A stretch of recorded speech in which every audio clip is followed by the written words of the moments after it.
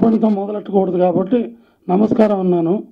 మీరందరూ సహృదయంతో నన్ను క్షమించవలసిందిగా ప్రార్థిస్తున్నాను. ఎందుకంటే మీరు ఇంతసేపు వేచి ఉండవలసిన అవసరం కేవలం నా వల్లే కలిగింది. దానికి స్పైస్ జెట్ వారికి ధన్యవాదాలు తెలియజేసుకుంటున్నాను. ఈ ధన్యవాదాలు అన్నమాట సర్కాస్టిక్గా అంటూనే నిజంగానే ధన్యవాదాలు తెలియజేసుకున్నాను. సముద్రం మధ్యలో due to technical reasons we're going to land in Chennai అని రక్షించాడు. We're going to land in ocean అని ఉంటే ఫంక్షన్ సంగతి తర్వాత మీకు వేరే పని పడి ఉండేది. అలాంటివి జరగకుండా రక్షించినందుకు కూడా దానికి వారికి ధన్యవాదాలు తెలియజేస్తూ, ఇంత సహనంగా ఇంతసేపు నా కోసం వేచి ఉన్నందుకు మరొకసారి మీకు హృదయపూర్వక ధన్యవాదాలు తెలియజేస్తూ, ఈ సినిమా నిజాముద్దీన్ గారు నాకు చెప్పాను కదా తమ్ముడి కంటే ఎక్కువ. ముందు ఆయన అభిరుచి మంచి అభిరుచి, మంచి ఆరేటర్, ఉపన్యాసాలు చాలా బాగా చెప్పగలడు. ఇవాళ తక్కువే మాట్లాడాడు, నిర్మాత కాబట్టి. తన అభిరుచికి తగ్గట్టు ఎప్పుడో రిలీజ్ అయిన ఒక మంచి సినిమా నెట్లో చూసి కొనుక్కొని దాన్ని ఆ కొనుక్కోవడంలో అతని అభిరుచి తెలుస్తోంది. అతను నా చేత రాయించారు మాటలు. అతను ఇందులో ఉన్న ఒకే ఒక పాట తనే రాశాడు. పాటే అలా రాయగలిగిన వాడు మాటలు కూడా తనే రాసుకోవచ్చు. కానీ నా మీద ఉన్న గౌరవం కొద్దీ నాకు ఇచ్చారు. చెప్పారు ప్రతి లిప్ మూమెంటు కరెక్ట్గా సింక్ చేసేట్టు రాశారు అని. అది నేను గొప్పగా ఏం కాదు, అది నా వృత్తి. నాకు సినిమా అప్పు చెప్తే సింక్ అయ్యేట్టుగా ఉండాలి, మంచి డైలాగ్ రావాలి, వీలైతే థియేటర్లో జనం చప్పట్లు కొట్టాలి. అది నా వృత్తి. ఆ వృత్తికి న్యాయం చేయగలిగితే చాలు, అదే చేశాను. అయినా నన్ను ప్రశంసించినందుకు ధన్యవాదాలు. ఇక సినిమాకి వస్తే, ఇది మీ సినిమా, మీడియా సినిమా. మీడియాలో మీ అందరికీ కొత్తగా నేను చెప్పేదేం లేదు, అందరికీ తెలిసిన విషయమే. ఎక్స్క్లూజివ్ మా టీవీకి వచ్చింది, మా టీవీలో ఎక్స్క్లూజివ్ కవర్ స్టోరీ వచ్చింది.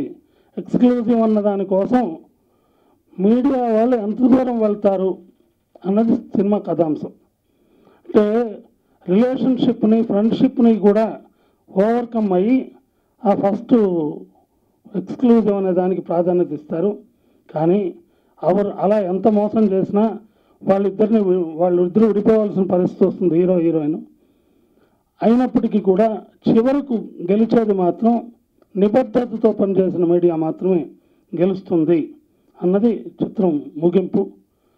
ఆ నిబద్ధతకి మారుపేరైన మోహన్ లాల్, అతని ఫ్రెండ్ ఇంకొక అతను, ఈ అమలాపాల్ క్యారెక్టర్, 3 క్యారెక్టర్లు కలిసి ఇంత గందరగోళం సృష్టించిన వాళ్ళని పట్టుకొని అది జనానికి తెలియజేసేది కథాంశం. అయితే సెకండ్ హాఫ్లో ఎక్కడా ఒక్క నిమిషం మనం రిలాక్స్డ్గా కూర్చుని చూడనివ్వకుండా ముందుకు జరిగి చూసేంత ఉత్కంఠభరితంగా జోషి గారు చిత్రీకరించారు.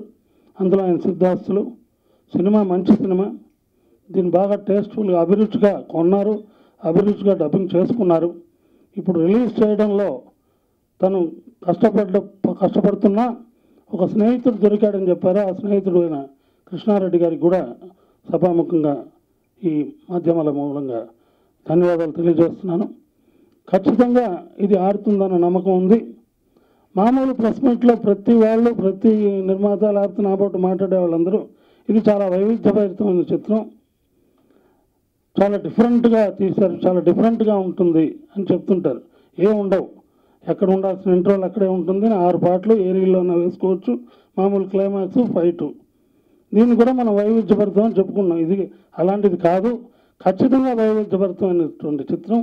I am very happy to be part of this audio function, and my best wishes to producer and his team members, and I wish producer get lot of money after releasing this movie, and so continue not remake, so direct movie karna hai aap. So I wish you all the best and thank you so much. ఈ cinema ఒక మంచి సదుద్దేశంతో ఒక message ఇవ్వాలని తీసిన జోషి గారు మంచి cinema తీశారు, సూపర్ హిట్ అయింది అక్కడ. అలాంటి ఈ సినిమాని నిజాముద్దీన్ గారు అంటే ఒక కథ, ఇలాంటి కథ సినిమాని నేను అనువాదం చేయాలని కొనుక్కొని ఆ సినిమాని అందించాలని ఈ సినిమా రెడీ చేశారు.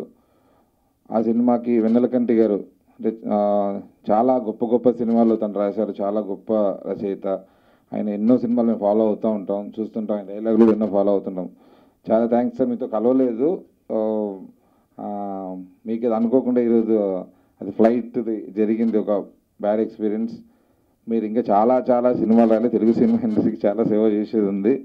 కాబట్టి ఈ సినిమా కూడా తనకి ఒక మంచి ఉద్దేశంతో తీసుకొని రెడీ అయిన ఈ సినిమాని తెలుగులో డెఫినెట్లీ కొత్త జానర్ సినిమా అని కొత్తగా చెప్పాలని ట్రై చేసిన సినిమాలన్నీ సక్సెస్ అవుతూ ఉంటాయి. మంచి టైంలో చూసి రిలీజ్ చేసి మంచి పబ్లిసిటీతో చేస్తే తప్పకుండా నిర్మాతకి నిజాముద్దీన్కి మంచి జరుగుతుందని మనస్ఫూర్తిగా కోరుకుంటున్నా. అలాగే హీరోయిన్ సోనీ, తను కూడా చాలా ఈ కొన్ని సినిమాల్లో చేస్తుంది, చాలా మంచి ఆర్టిస్టు, ఇంకా మంచి బ్రేక్ రాలేదు తనకి, మంచి సినిమాలు వేసి మంచి బ్రేక్ రావాలని కోరుకుంటున్నా. ఆకాశం లేని భూమిని, ఆకాశంలో నక్షత్రాలు లేనటువంటి ఆకాశాన్ని,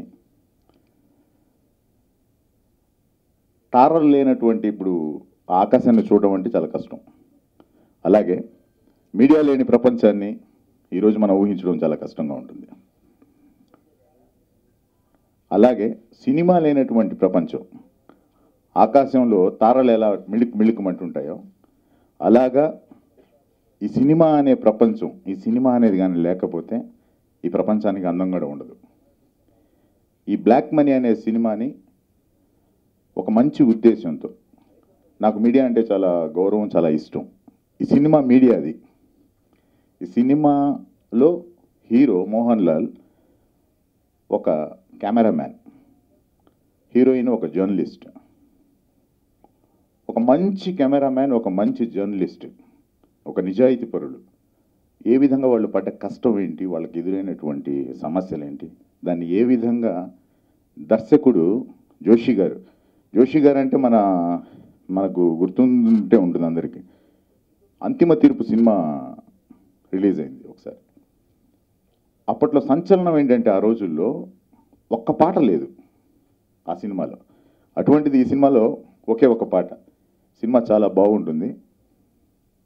ముఖ్యంగా మీడియా వాళ్ళు చాలా సంతోషిస్తారని చెప్పేసి ఈ సినిమా ద్వారా నేను అనుకుంటున్నాను.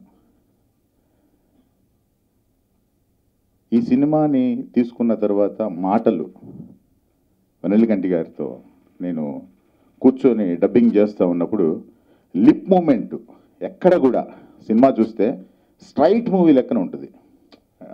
అసలు ఎక్కడ కూడా ఒక పెదం కదులుతూ ఉంటే ఆ పదం స్పష్టంగా బయటకు వస్తుంది. ఆ విధంగా మా అన్నగారు రాయడం జరిగింది. అన్నగారికి థ్యాంక్ యూ వెరీ మచ్. మరియు సినిమా ఇండస్ట్రీలో ఈరోజు